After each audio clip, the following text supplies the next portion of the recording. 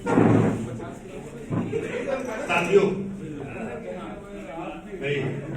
आज driver Cebu साहब और इसे मंच के हिस्सा कर रहे सेमिनार की और उपस्थित सभी प्रबुद्ध साथियों, मुझे केवल कहा गया है कि भाई सबको शुक्रिया अदा करके समाप्त कर दिया जाए, लेकिन साथियों वो चीज मैं बताना चाहता हूँ कि अभी तक चाहत तो सबकी है, लेकिन उसको हम कैसे पाएंगे और कैसे हम उसको आगे बढ़ाएं। आज आप जज्बातों का ख्याल दिया, बहुत अच्छे विचार है। किसी के विचार अगर देखा जाए तो जो टैलेंट था वो निकल के आया, लेकिन साथियों हमें उस चीज की जरूरत है कि आज कि 90% लोगों की संख्या कैसे गुलामी की तरफ जा रही है और 10% के लोग कैसे सबको गुलाम करने की स्थिति पैदा कर रहे हैं। इस पर हमें बात करना चाहिए, इस टैलेंट को उधर जाना चाहिए। और आपने बहुत अच्छे ख्यालात रखे हैं। तो साथियों हमें कुछ चीजें बाबा साहब से जोड़ना चाहिए। बाबा साहब ने जब पीछे झाड़ू आगे बढ़िया का जब सिस्टम था, जब इस देश में इंसानियत से बाहर किया गया था, उसे भी मुख्य धारा का हिस्सा बनाने का रास्ता दे दिया, तो फिर आप वहां जोड़कर क्यों नहीं चलते?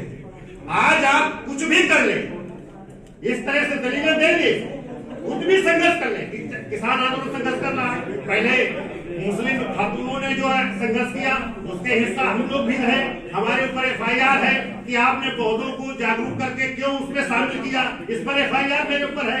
इस पर FIR है कि आपने उनको खाना क्यों दिया, खाना क्यों पहुंचाया, इस पर FIR मेरे ऊपर है। तो चूंकि हम लोग फहीम साहब और 3-4 लोगों ने शुरुआत कराई, उन महिलाओं को जागरूक करके वहां लाए थे, इसलिए वो सारे मेरे ऊपर आरोप मुझे गए। लेकिन साथियों हम उस बात पर जाना चाहते हैं कि जिस बात की देश में जरूरत है कि ये कैसे मुख्य धारा का हिस्सा बनेगा, उसको बनाने के लिए हमें करना चाहिए। जो बाबा साहब ने गोलमेज कॉन्फ्रेंस में प्रतिनिधित्व का सवाल उठाया था, उस प्रतिनिधित्व के सवाल का जो गांधी ने विरोध करके ये कहा था कि चूंकि अछूत हिंदू का अभिन्न अंग है, इसलिए हम इसे अलग नहीं होने देंगे, उस पर अनशन किया। तो उस प्रतिनिधित्व के स्थान पर आरक्षण पर समझौता जबरदस्ती बाबा साहब से करवाया गया, समझौता हुआ। प्रतिनिधित्व के माने अभी तक हम लोग नहीं समझ रहे हैं। प्रतिनिधित्व केवल शेड्यूल कास्ट के लिए नहीं था, वो प्रतिनिधित्व का मतलब था अगर हो जाता तो देश साझेदारी का बन जाता। इसमें हर व्यक्ति की, हर समुदाय के, हर धर्म का प्रतिनिधित्व होता। ये न्यायालय में भी होते, प्रशासन में भी होते, राजसत्ता में भी होते, इस देश के हर कारोबार में प्रतिनिधित्व होता। तो ये आज उस धारा पर मजबूती से खड़े होते। ये कभी भी 10% के लोग इस अपने सिद्धांतों पर कामयाब न हो, लेकिन हम कामयाब करा रहे हैं क्योंकि हम लोग नहीं मिल रहे हैं, हम लोग उस पर धारा पर नहीं चल रहे हैं। कैसे किया जाएगा इस पर हम अध्ययन करें। साथियों अगर इस सिद्धांत को आप खड़ा कर दीजिएगा और उस पर जुड़िए तो कुछ लेने के लिए, कुछ पाने के लिए अर्थ की बहुत जरूरत होती है।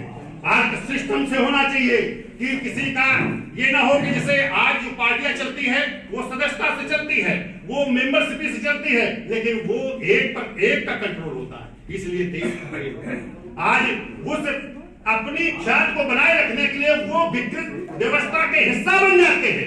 आज इस देश में दलित अगर आपके साथ इस मुहिम में नहीं खड़ा हो रहा है तो उसका एक कारण है कि आपके अंदर फांसीवाद जिंदा है।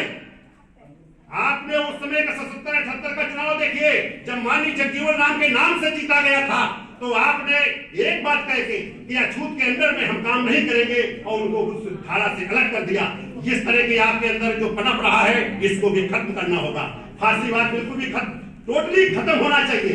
फांसीवाद अगर जिंदा रहेगा, आप अपने में भेदभाव बनाए रखोगे, दूसरे को छोटा और बड़ा बनाए रखोगे, और तो फिर इस देश में वो धारा नहीं पैदा हो सकती है।